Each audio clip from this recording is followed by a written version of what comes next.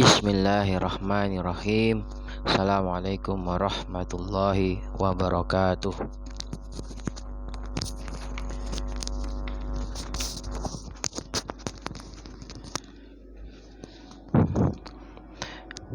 Hari ini kita lanjutkan lagi ya kajiannya.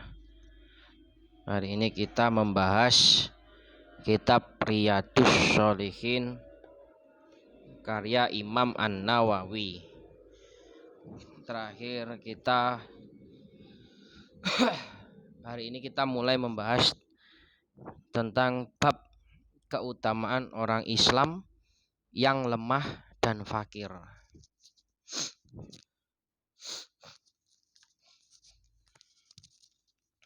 Dalam bab ini Allah memerintahkan Nabi Shallallahu Alaihi Wasallam agar bersabar bersama orang-orang yang menyeru Rabb mereka pada waktu pagi dan senja hari dengan mengharap keridhoannya.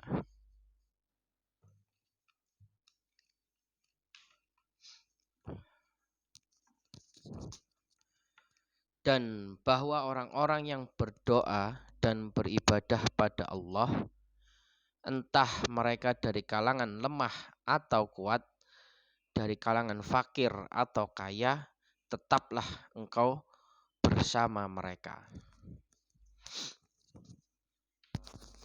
Allah berfirman di surat Al-Kahfi ayat ke-28.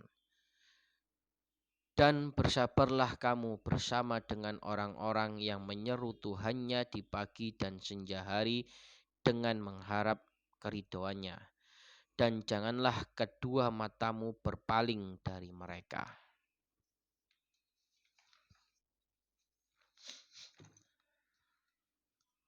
Langsung kita bahas hadis yang pertama. Hadis riwayat Bukhari dan Muslim. Yang artinya Haritsah bin Wahab radhiyallahu an berkata, saya mendengar Rasulullah Shallallahu Alaihi Wasallam bersabda, maukah engkau semua saya beritahu siapa ahli surga itu? Mereka itu adalah setiap orang yang lemah dan dianggap lemah oleh para manusia. Tetapi jika ia bersumpah atas nama Allah, pastilah Allah mengabulkan apa yang disumpahkannya itu. Maukah engkau semua saya beritahu siapa ahli neraka itu? Mereka itu ialah setiap orang yang keras, kikir, dan gemar mengumpulkan harta serta congkak. Congkak itu sombong.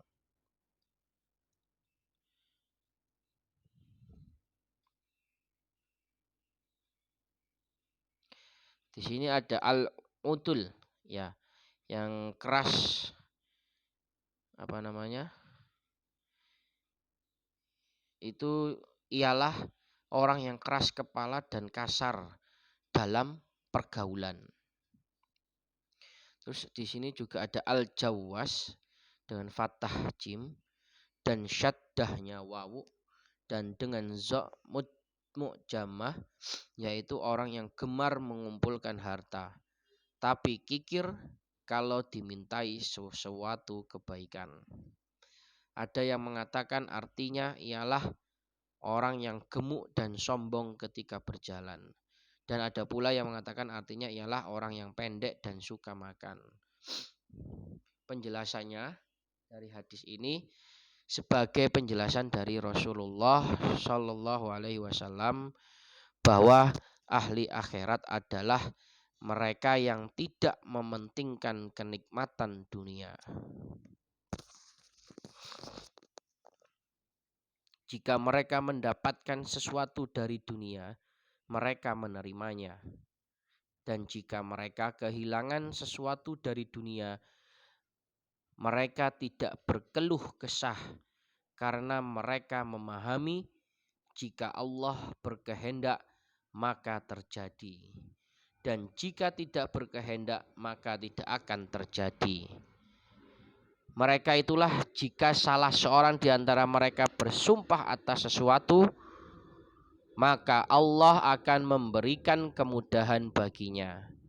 Karena apa? Karena ia bersumpah dengan penuh keyakinan pada Allah Azza wa Jalla dan mengharapkan pahala darinya. Oleh karena itu, Allah akan memberikan bagian yang terbaik baginya. Mereka juga tidak sombong dan angkuh di hadapan orang lain. Jadi maksudnya itu apa namanya? Ahli akhirat itu orang yang tidak mementingkan kenikmatan dunia. Jadi dia dapat rezeki atau mendapatkan sesuatu dari dunia itu, ya sudah dia menerimanya dengan bersyukur. Dan jika mereka kehilangan sesuatu dari dunianya, entah apapun itu, mereka pun tidak berkeluh kesah.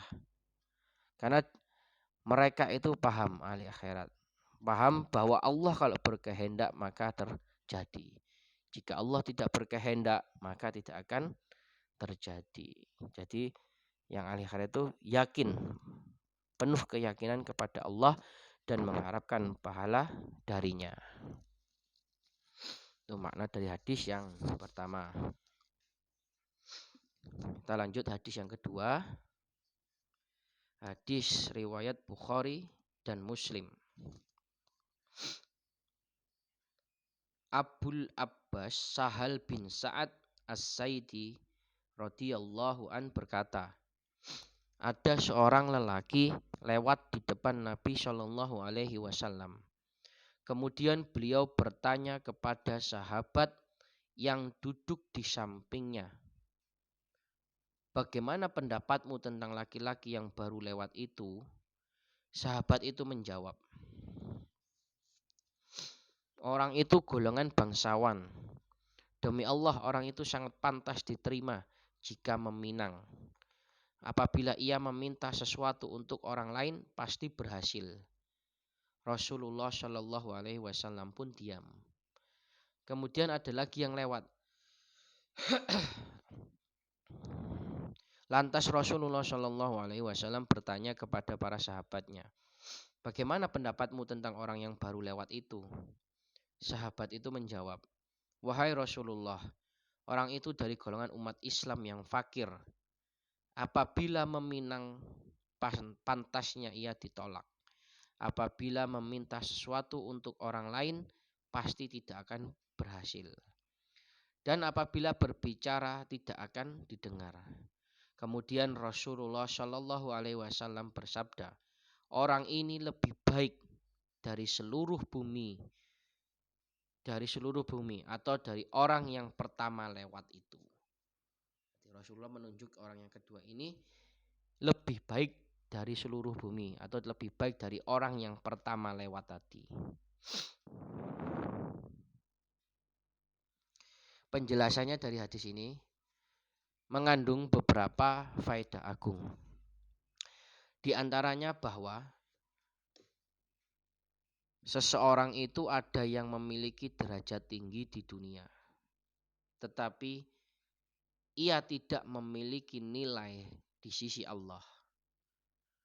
Namun terkadang ada seseorang yang derajatnya itu rendah ketika di dunia, tidak memiliki nilai di mata manusia, tetapi ia di sisi Allah sangatlah mulia dibanding hamba-hambanya yang lain. Oleh karena itu sudah seharusnya kita memohon kepada Allah agar mendapatkan derajat tertinggi di sisinya. Jadi tidak bermanfaat lah istilahnya kita dipandang memiliki derajat tinggi di dunia atau di mata manusia itu tidak lebih penting daripada lebih baik kita dipandang derajatnya tinggi di hadapan di sisi Allah. Itulah yang sangat mulia. Hanya kita juga tidak bisa meremehkan jika melihat ada orang mungkin dipandang rendah di mata manusia, tetapi bisa jadi orang tersebut dipandang tinggi derajatnya di sisi Allah. Mungkin bisa jadi karena ibadahnya, kedekatannya dengan Allah, dan lain sebagainya. Itulah yang sebaik-baik derajat di sisi Allah. Kita lanjut ke hadis yang ketiga ya, Ma. Hadis riwayat Muslim dari Abu Sa'id Al-Khudri radhiyallahu an, Nabi sallallahu alaihi wasallam bersabda, surga dan neraka berdebat tentang siapa saja yang akan menjadi penghuninya. Neraka berkata, bagianku orang-orang yang sombong dan takabur. Kemudian surga berkata, bagianku orang-orang yang lemah dan orang-orang miskin. Kemudian Allah memberi keputusan kepada keduanya. Wahai surga, sesungguhnya kamu adalah rahmatku. Denganmu aku memberi rahmat kepada siapa saja yang aku kehendaki. Dan kamu, wahai neraka, sesungguhnya kamu adalah siksaku. Denganmu aku menyiksa kepada siapa saja yang aku kehendaki. Dan kamu berdua, surga dan neraka, akulah yang menentukan isinya. Penjelasan hadis ini sebagai dalil bahwa kaum fakir dan lemah adalah golongan ahli surga, karena biasanya merekalah yang memperjuangkan kebenaran. Sedangkan orang-orang yang sombong dan angkuh, mereka adalah para penghuni neraka, karena mereka adalah orang-orang yang sombong dan angkuh terhadap kebenaran. Hati mereka tidak bisa lembut untuk berzikir kepadanya. Kita berharap semoga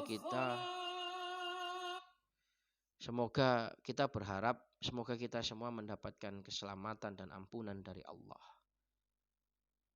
Seperti itu. Lanjut hadis yang keempat. Hadis riwayat Bukhari dan Muslim dari Abu Hurairah radhiyallahu an, meriwayatkan bahwa Rasulullah Shallallahu alaihi wasallam bersabda, kelak pada hari kiamat akan datang seseorang yang berperawakan besar dan gemuk, tetapi di sisi Allah ia tidak bernilai walaupun seberat sayap nyamuk. Hadis ini sebagai dalil bahwa timbangan amal pada hari kiamat itu benar-benar ada. Sebagaimana dijelaskan dalam kitabullah, timbangan amal pada hari kiamat itu sangat adil, tidak ada kezoliman padanya. Dengannya manusia akan dibalas sesuai dengan amalan kebaikan dan kejelekannya. Hadis ini juga sebagai peringatan bahwa manusia itu lebih mementingkan dirinya sendiri atau bersenang-senang untuk tubuhnya. Oleh karena itu, bagi orang yang berakal harus memperhatikan kenikmatan untuk hatinya. Adapun kenikmatan hati bisa diraih dengan berpegang teguh pada agama Allah Azza wa Jalla, karena ketika hati sudah nikmat, maka badan pun akan nikmat. Tuh, Masya Allah. Dengan belajar untuk kenikmatan hati bisa diraih dengan kita mempelajari kitab Tazkiyatun Nafs, tentang kitab untuk penyucian jiwa, penyucian hati. Lanjut hadis yang kelima. Hadis riwayat Bukhari dan Muslim dari Abu Hurairah radhiyallahu an, bahwa ada seseorang perempuan berkulit hitam atau seorang pemuda yang biasa menyapu masjid. Sudah beberapa hari Rasulullah Shallallahu Alaihi Wasallam tidak melihatnya lagi. Kemudian beliau menanyakannya. Para sahabat pun menjawab bahwa orang itu telah meninggal. Beliau pun bertanya, "Mengapa kalian tidak memberitahuku?"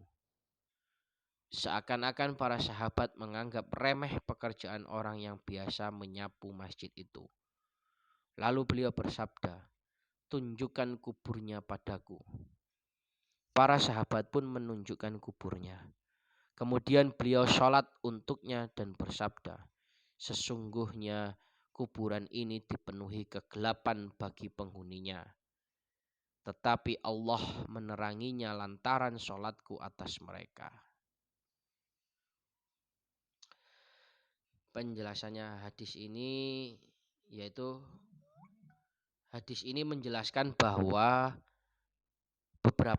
menjelaskan beberapa perkara, diantaranya bahwa Nabi Shallallahu Alaihi Wasallam mengagungkan seseorang itu karena amalan mereka atas ketaatan yang telah dilakukan. Bolehnya seorang wanita menjadi pengurus masjid. Terus yang kedua, hadis ini juga menerangkan juga bolehnya seorang wanita menjadi pengurus masjid dalam hal kebersihan. Nabi tidak mengetahui hal gaib dan disyariatkannya sholat pada kubur bagi siapa saja yang belum mensolatkannya sebelum dikubur. Jadi boleh sholat pada kubur bagi siapa saja yang istilahnya belum mensolatkannya sebelum dikubur. Jadi tidak bisa mengikuti sholat sebelum jenazah dikuburkan, itu bisa dibolehkannya untuk sholat di kubur, pada kubur. Akan tetapi ini hanya boleh dilakukan untuk orang yang meninggal pada masa atau zaman Anda. Dari hadis ini juga dapat diketahui bagaimana perhatian Rasulullah Shallallahu Alaihi Wasallam dalam menjaga umatnya, di mana beliau seolah-olah kehilangan mereka, tidak mendahulukan yang besar dari yang kecil. Akan tetapi setiap yang diperlukan kaum muslimin, maka Rasulullah akan memperhatikannya. Jadi Rasulullah tidak tebang pilih, tidak pilih-pilih, ya kan, kepada umatnya dulu. Entah itu mau tukang bersih-bersih masjid, entah itu orang yang besar, orang yang kaya, orang miskin, Rasulullah tidak pandang bulu terhadap mereka. Jadi Rasulullah menyamaratakan mereka antara yang kaya dan miskin, fakir dan lain sebagainya. Selama dia taat, Allah pun mendahulukannya. Rasulullah mendahulukannya.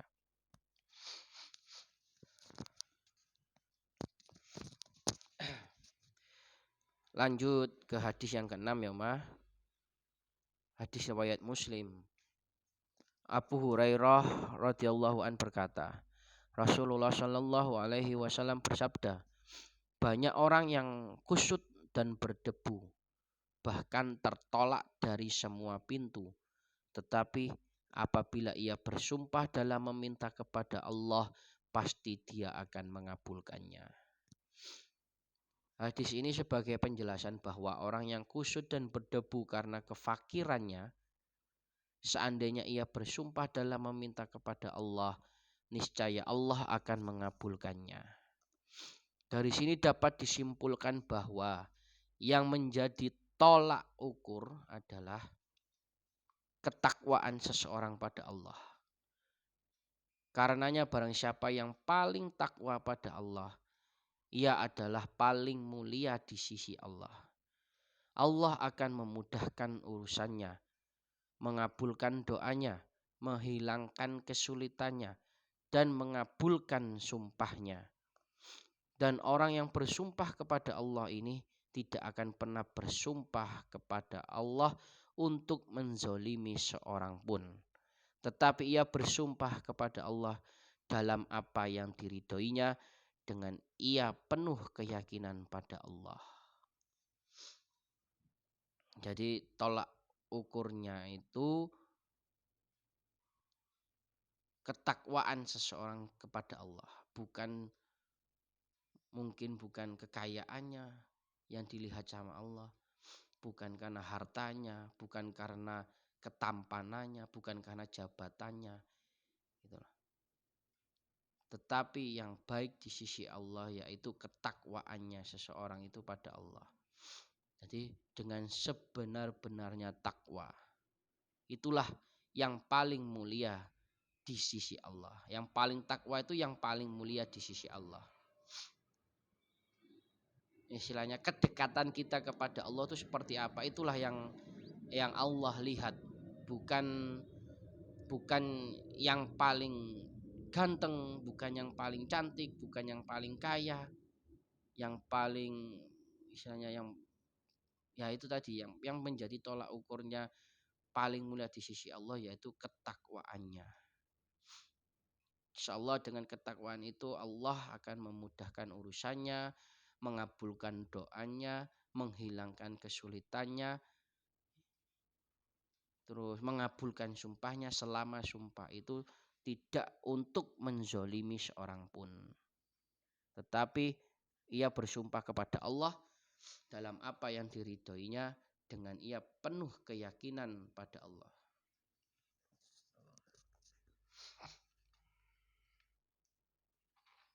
Lanjut hadis yang ketujuh. Dari Usamah radhiyallahu an, Nabi Shallallahu alaihi wasallam bersabda, saya berdiri di pintu surga. Kebanyakan orang yang memasukinya itu adalah orang-orang miskin. Sedangkan orang-orang yang mempunyai kekayaan masih tertahan. Belum diizinkan untuk masuk surga. Tetapi para ahli neraka sudah diperintahkan semua untuk masuk neraka. Saya juga berdiri di pintu neraka. Kebanyakan para ahli neraka itu adalah kaum wanita.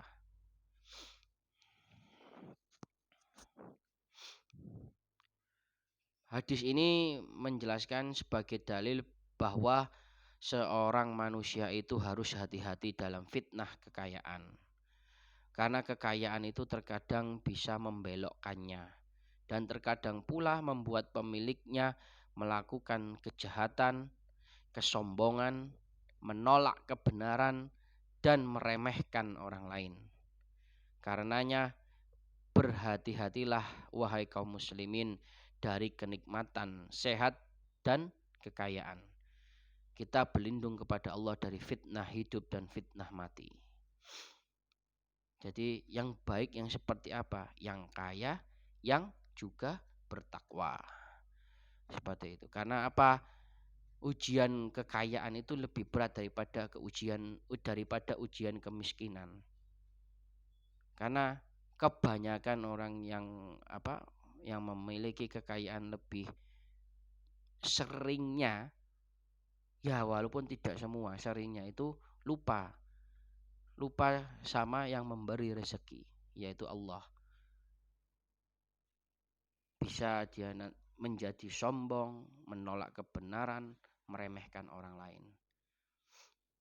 Yang harus kita tiru yaitu orang kaya yang soleh, orang kaya yang takwa, yang membelanjakan kekayaannya di jalan Allah, yang menghabiskan harta kekayaannya di jalan Allah. Bisa macam-macam membelanjakan hartanya itu jalan Allah. Bisa menyantuni anak yatim, fakir miskin, dan lain sebagainya. Itulah orang yang kaya dan bermanfaat untuknya, menjadi bekal di akhiratnya.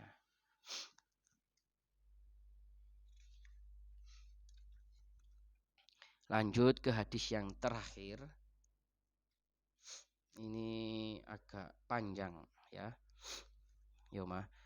Dari Abu Hurairah radhiyallahu an, Nabi Shallallahu alaihi wasallam bersabda, hanya 3 orang yang dapat berbicara ketika masih bayi.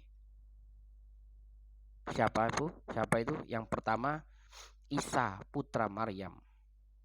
Yang kedua, anak yang membebaskan Juraij. Juraij adalah seorang lelaki ahli ibadah dan ia membuat biara atau untuk tempat peribadatannya dia selalu berada di dalamnya. Pada waktu tertentu ibunya datang memanggil, "Hai Juraij," sedangkan ia mengerjakan sholat. Dan ia berkata dalam hatinya, "Wahai Rabbku, ibuku memanggilku, tetapi aku sedang sholat." Lalu ia tetap meneruskan sholatnya. Keesokan harinya ibunya pun mendatangi dan memanggilnya lagi, "Hai Juraij," namun ia sedang sholat dan ia pun berkata dalam hati, "Wahai Rabbku, ibuku memanggilku, tetapi aku baru sholat."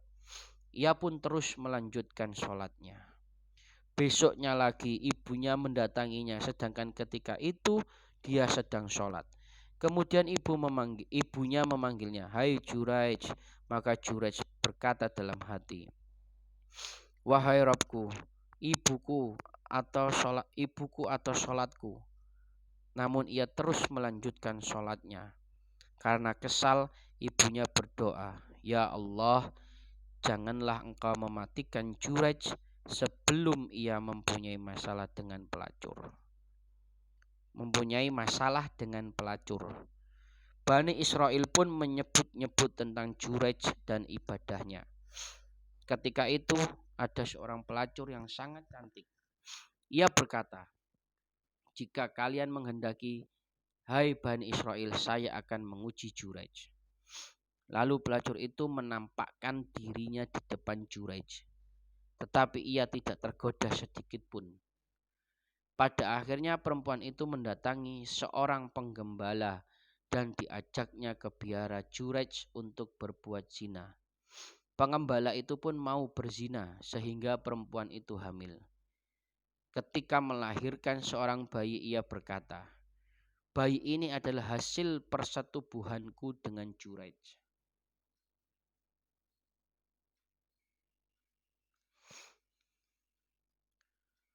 Mendengar berita itu, orang-orang Bani Israel datang kepada Juraij dan memaksanya untuk turun dari biaranya.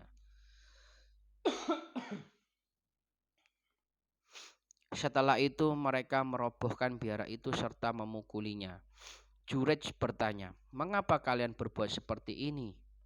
Mereka menjawab, "Engkau telah berbuat zina dengan pelacur ini hingga melahirkan seorang bayi." Juraij bertanya, "Di mana bayinya?" Mereka lantas membawa bayi itu dan Juraij berkata, "Tunggu sebentar, saya akan sholat dulu." Ketika Juraij telah menyelesaikan sholatnya, ia mendatangi bayi itu sambil memijit perutnya. Ia bertanya, "Hai bayi, akuilah siapakah bapakmu?" Bayi itu menjawab, "Bapakku adalah Fulan si penggembala." Mendengar jawaban itu, orang-orang Bani Israel menciumi Juraij dan meminta maaf. Mereka lalu berkata, "Bolehkah kami bangun lagi biaramu dengan emas?" Juraij menjawab, "Jangan, bangunlah dan kembalikan biara dan tanah seperti semula." Maka mereka pun membangunkan biara untuk Juraij. Itu yang bayi yang kedua yang menyelamatkan Juraij, yang bisa bicara. Bayi ketiga adalah seorang bayi yang sedang menyusu ibunya. Kemudian lewatlah seorang laki-laki yang berkendaraan bagus dan berwajah tampan.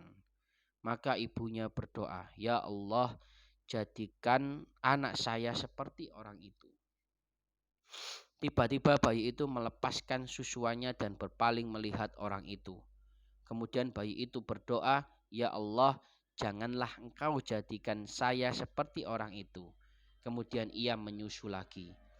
Ia melanjutkan, "Saya masih teringat ketika Rasulullah Shallallahu Alaihi Wasallam menceritakan cara menyusunya bayi itu sambil menghisap jari telunjuk beliau dalam mulut, kemudian bersabda, kemudian ibu bersama bayinya berjalan lagi dan mendapatkan seorang budak perempuan sedang dipukuli orang banyak dan mereka berkata, 'Kamu melakukan zina, kamu mencuri.' Namun budak itu hanya mengucapkan, 'Hasbiyallah wa ni'mal wakil.' Maka ibu bayi itu berdoa, 'Ya Allah, janganlah engkau jadikan anak saya seperti budak perempuan itu.' Tiba-tiba bayi itu melepaskan susuannya dan melihat budak itu seraya berdoa, "Ya Allah, jadikanlah saya seperti budak itu." Setelah kejadian tersebut terjadilah perbincangan antara ibu dan bayi itu.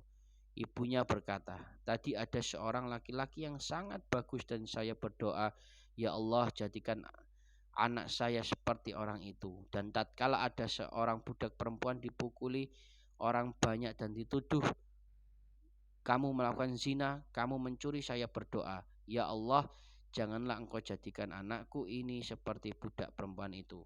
Namun kamu malah berdoa, 'Ya Allah, jadikanlah aku seperti budak itu.' Bayi itu menjawab, 'Sesungguhnya lelaki itu orang yang sombong. Karena itu saya berdoa, 'Ya Allah, janganlah engkau jadikan saya seperti orang itu.' Adapun budak yang dituduh melakukan zina, sebenarnya ia tidak berzina. Ia juga dituduh mencuri padahal ia tidak mencuri. Oleh karena itu saya berdoa, 'Ya Allah, jadikanlah saya seperti budak itu.'"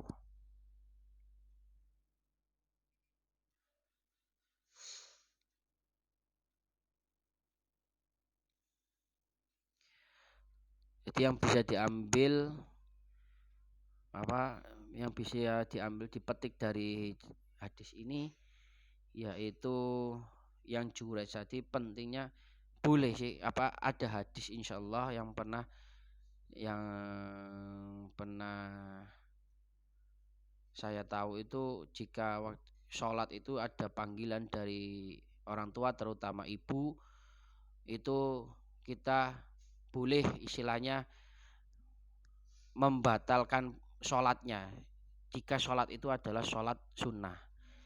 Jadi seperti itu. Di sini pun sampai Jurej diuji oleh karena apa? Diuji karena dia 3 kali berpaling dipanggil ibunya saat sholat.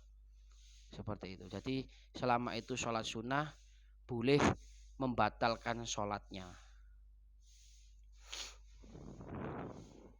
Jadi mungkin itu yang bisa diambil hikmahnya. Wallahu a'lam. Kita tutup Yauma untuk untuk pada hari ini dengan bacaan doa kafaratul majelis. Subhanakallahumma wa bihamdika asyhadu an la ilaha illa anta astaghfiruka wa atubu ilaik. Wassalamualaikum warahmatullahi wabarakatuh.